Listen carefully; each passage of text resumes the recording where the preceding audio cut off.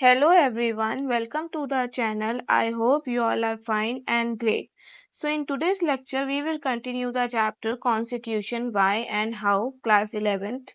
Okay, so in last video I will discuss about the introduction part, and second, what is a constitution, third, why do we need a constitution. So in today's video I will discuss about the functions and many more things. So without wasting any time, let's get started. So the first topic of this video is functions. What is the functions? So number one, specify who has the power to make the decision. So simply last video में मैंने आप सबको बताया था कि constitution क्या होता है, क्या उसे कहते हैं, क्यों वो इम्पोर्टेंट है, अब वो क्या क्या काम करता है, इस वीडियो में हम ये बात जानेंगे। और अगर आपने वो लास्ट वीडियो नहीं देखी है तो डिस्क्रिप्शन में लिंक गिवन है, आप वहाँ पे चाहिए, उस लिंक पे क्लिक करिए और पहले वो वीडियो देखिए क्योंकि वो बेसिक कॉन्सेप्ट है आपके चैप्टर का, देन ये वीडियो को आप वॉच कीजिए।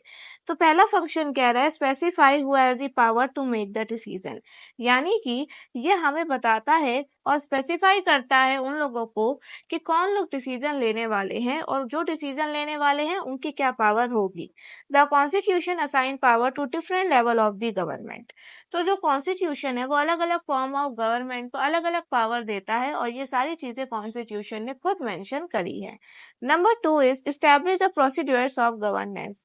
हमें गवर्न करना है, अगर हमें देश चलाना है तो क्या प्रोसीजर होगा उसको चलाने के लिए, क्या क्या कोड ऑफ कंडक्ट होंगे, कैसे लॉज बनाए जाएंगे, कैसे बजट पास होगा, ये सारी की सारी चीजें कॉन्स्टिट्यूशन करता है, उसका काम है। Number third is protect the rights of citizen. जो राइट्स होते हैं सिटीजन के, ये उसे प्रोटेक्ट करता है, यानी कि ये कुछ फंडामेंटल राइट्स हमें प्रोवाइड करता है और सुप्रीम कोर्ट भी हमें बताता है कि ये राइट्स को कैसे इन्फोर्स करना है, कैसे लोगों पे लागू करना है। तो ये सारा का सारा काम जो है वो यहाँ पे कॉन्स्टिट्यूशन करता है। Number fourth point is provides for a fair society.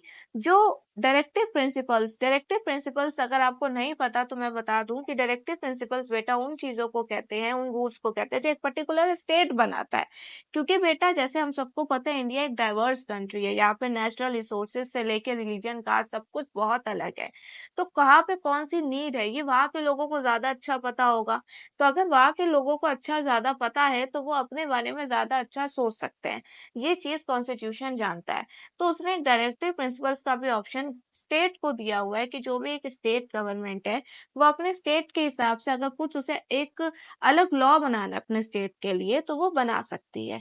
तो उसे कहते हैं डायरेक्टिव प्रिंसिपल्स। ठीक है, ये कोई ऐसा नहीं है कि पर्टिकुलर इसके लिए कोई लॉ पास होता है सेंट्रल में तब बनते हैं, नहीं, ये स्टेट है, वो अपने स्टेट को देखते हुए अपने कंडीशन को देखते हुए वो लॉ बना सकती है। तो इसलिए जो कॉन्स्टिट्यूशन है वो एक फेयर सोसाइटी भी प्रोवाइड करता है कि ऐसे किसी को ना लगे कि कॉन्स्टिट्यूशन सबके लिए अगर एक बराबर है, तो अगर किसी को ऐसा लग रहा है कि नहीं ये कॉन्स्टिट्यूशन में ये चीज मेंशन होनी चाहिए थी एंड अदर से नहीं होनी चाहिए थी, तो अगर एक की नीड है तो वो काम कर सकता है। Next topic is how was the constitution made. ये बहुत इंपॉर्टेंट टॉपिक है कि अभी तक हमने पढ़ रहे हैं कॉन्स्टिट्यूशन इतना इंपॉर्टेंट है, ये करता है वो करता है, बट अब सवाल ये है कि कॉन्स्टिट्यूशन आखिर बनता कैसे है। तो first step is historical context. बेटा हम सबको पता है कि जो ब्रिटिशर्स है वो इंडिया पे कम से कम 200 साल तक राज करके गए। तो ऐसा नहीं था कि ब्रिटिशर्स के बाद कुछ अच्छा था ही नहीं, था उनका, उन्होंने जो कॉन्स्टिट्यूशन बनाया था वो एक हमें बेसिक आइडिया प्रोवाइड कर रहा था कि अच्छा कॉन्स्टिट्यूशन अगर ऐसे बनता है तो अगर आफ्टर इंडिपेंडेंस हम भी अपना कॉन्स्टिट्यूशन कुछ कुछ इस तरीके से बनाएंगे। ठीक है, और भी जैसे अदर कंट्रीज के कॉन्स्टिट्यूशन कैसे बने, क्या क्या चीजें हुई, तो उस सब चीजों से इंडिया ने एक बेसिक आइडिया लेके अपने कॉन्स्टिट्यूशन को बनाया। Second this formation of constituent assembly. भाई कॉन्स्टिट्यूशन एक इंसान ने तो लिखा नहीं है, ठीक है, ये तो नहीं है कि एक इंसान के माइंड में आया उसने एक बुक बड़ी सी लिख दी और सबको कहा कि इसको मानना है, ऐसा बिल्कुल नहीं हुआ था। उसके लिए ग्रुप बनाया गया था और उस ग्रुप का नाम रखा गया था कॉन्स्टिट्यूएंट असेंबली। उस असेंबली के चेयरमैन जो थे वो थे डॉक्टर बी आर अम्बेडकर। ठीक है बेटा। तो वो जो असेंबली रखी गई थी, उस असेंबली में बहुत लोग थे, वो सब लोग अपनी राय मशवरा देते थे और उस हिसाब से कॉन्स्टिट्यूशन बनाया गया था। और वो जो सबसे पहली सेटअप कब हुई थी वो असेंबली, वो हुई थी दिसंबर 1946 में। Third is composition. Initially had 389 members. Partition after partition 299 remain. It means बेटा जब कॉम्पोजिशन यानी कि उस कॉन्स्टिट्यूएंट असेंबली में कितने लोग थे, तो जब ब्रिटिशर्स जब थे तभी ये बन गई थी और कॉन्स्टिट्यूशन बनना हमारा शुरू हो गया था, क्योंकि हम लोगों को पता था कि एक ना एक दिन इंडिया को हम आजाद कर ही लेंगे। तो तब पार्टीशन हुआ नहीं था इंडिया का, तो तब टोटल 389 मेंबर्स थे।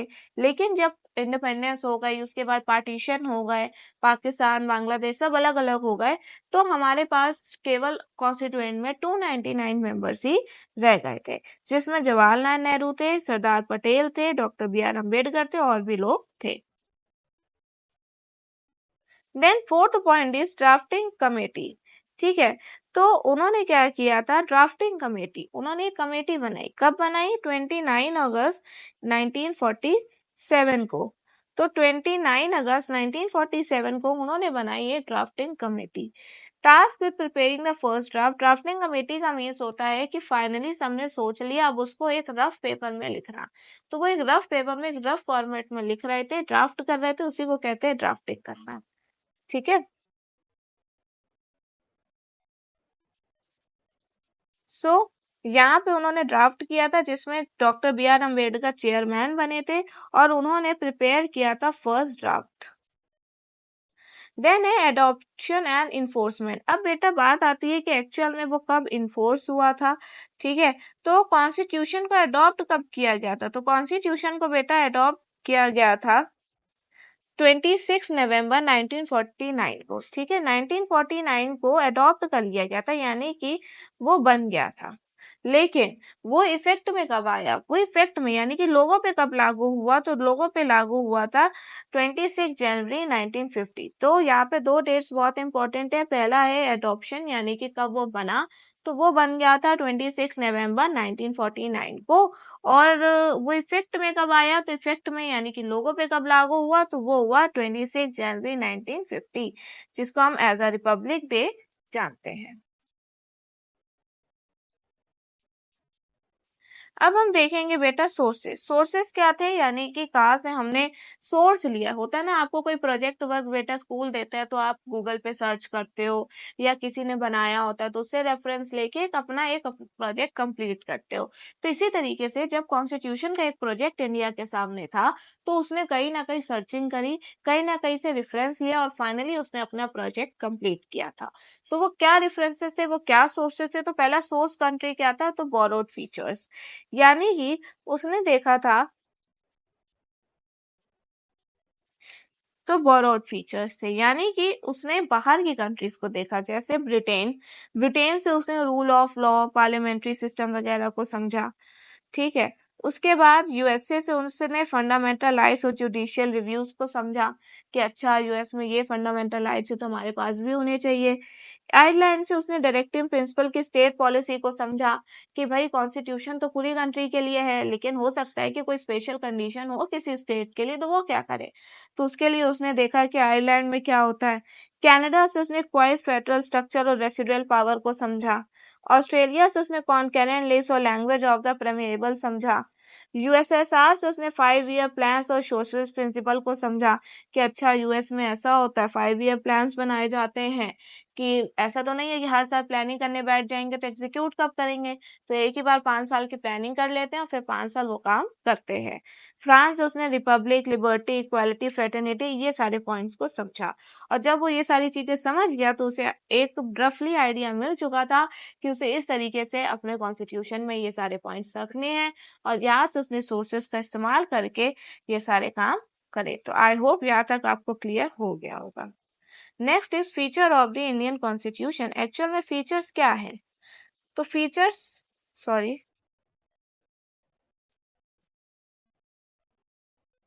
तो features of the Indian constitution, पहला फीचर है रिटन एंड लेंदी।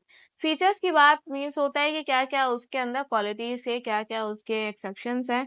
तो पहला रिटन एंड लेंदी, यानी कि हमारे कॉन्स्टिट्यूशन में बेटा एक सेकेंड।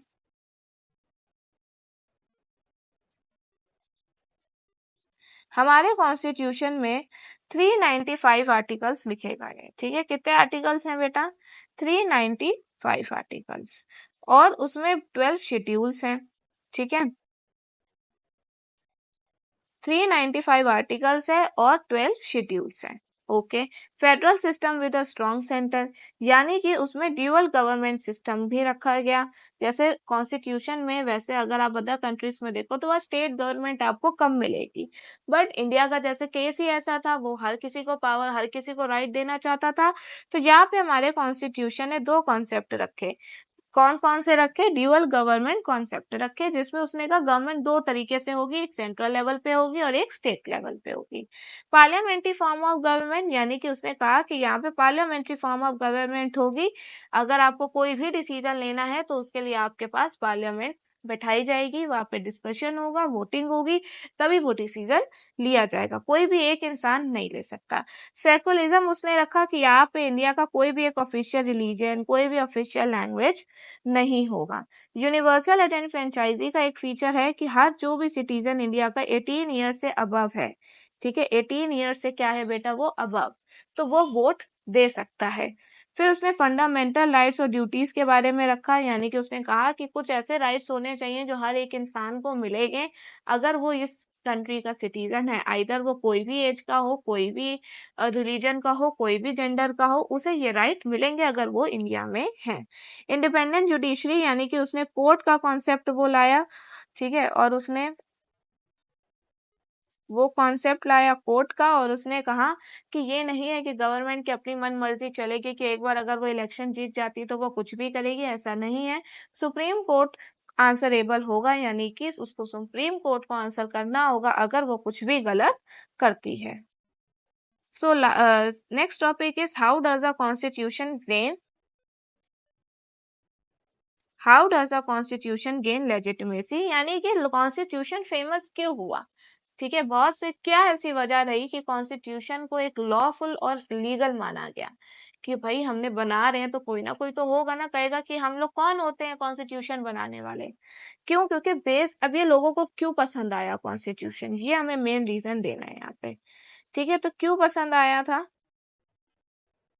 अगर आपको पता है तो प्लीज कमेंट सेक्शन में जरूर बताइएगा। पहला, बेस्ड ऑन पीपल कंसर्न। बेटा ये पीपल के कंसर्न पे बेस्ड था, यानी कि ऐसा नहीं था कि कुछ लोगों ने मिल के बैठे, उन्होंने अपने फायदे की चीजें लिख दी, ऐसा नहीं था कॉन्स्टिट्यूशन में। कॉन्स्टिट्यूशन में हर चीज का एक रखा गया था पहलू, चाहे वो हर एक इंसान के बारे में रखा गया था, तो इसलिए लोगों को पसंद आया। Second is democratic Republic inclusive process था, यानी कि इसमें इलेक्शन होने से लेके गवर्नमेंट रन तक, लोगों के राइट तक, हर चीज में फ्रीडम थी, हर चीज में लोगों का इन्वॉल्वमेंट था, और हर चीज डेमोक्रेसी के रूल के हिसाब से हो रही थी। फिर रिफ्लेक्ट पब्लिक एक्सपीरेशन, यानी कि वो पब्लिक को बता रहा था कि आप ये नहीं, आप कंट्री में रहते हैं तो आपका कोई हक ही नहीं बनेगा कंट्री के प्रति, बल्कि उसने कहा कि आपके पास जस्टिस, लिबर्टी, इक्वलिटी और फ्रेटर्निटी जैसी कई चीजें रहेंगी जो आपके हक के लिए है और आप कर सकते हो। और लास्ट, स्टेबिलिटी एंड कंटिन्यूटी। भाई कॉन्स्टिट्यूशन ऐसा नहीं था कि भाई 1950 में बना तो ऐसा कॉन्स्टिट्यूशन में नहीं लिखा गया था कि ये इसमें कभी अमेंडमेंट, कभी चेंजमेंट नहीं होंगे, ऐसा नहीं कहा गया था, क्योंकि कॉन्स्टिट्यूशन को पता था कि समय से आते क्या होगा, आगे चल के समय बदलेगा, नई नई चीजें आएंगी, और हो सकता है हमें नई नई कोई चीज के लिए लॉ बनाना पड़ सकता है। ठीक है, तो उसने ये चीज को जब देखा तो उसने ये पॉइंट भी रखा कि अगर हमें इन फ्यूचर कॉन्स्टिट्यूशन में कोई चेंजमेंट या कोई नया लॉ रखना हो तो हम वो बना सकते हैं, कॉन्स्टिट्यूशन में लिख सकते हैं। ठीक है, क्योंकि जैसे आजकल आप देख सकते हो कि रेप के केसेस बहुत हो जाते हैं, ठीक है, लीगल वर्क बहुत ज्यादा हो रहा है, तो उसके लिए नए नए लॉ बनने बहुत ज्यादा जरूरी है। तो इसलिए पहले के टाइम पे तो ये कम होता था, तो इस बारे में ज्यादा चर्चा नहीं होती थी, लेकिन आज के टाइम पे ये कुछ ज्यादा ही बढ़ चुका है। सोशल मीडिया में जैसे फ्रॉड वगैरह, तो उस टाइम पे तो ऐसा कुछ नहीं था सोशल मीडिया, बट आज के टाइम पे सोशल मीडिया बहुत ज्यादा बढ़ चुका है, तो इसलिए इन सब चीजों के लिए एक लॉ बनने जरूरी थे। तो ये उस कॉन्स्टिट्यूशन को बनाने वालों को पता था कि आगे चल के बहुत डेवलपमेंट हो जाएगा, तो इसलिए उन्होंने कॉन्स्टिट्यूशन में ये पॉइंट रखा था कि अगर इन फ्यूचर उन्हें कोई भी चेंजमेंट करना हो तो हम कर सकते हैं। So this is all about this video. I hope आपको वीडियो पसंद आई होगी। So thank you so much for watching the video and don't forget to subscribe the channel. Thank once again.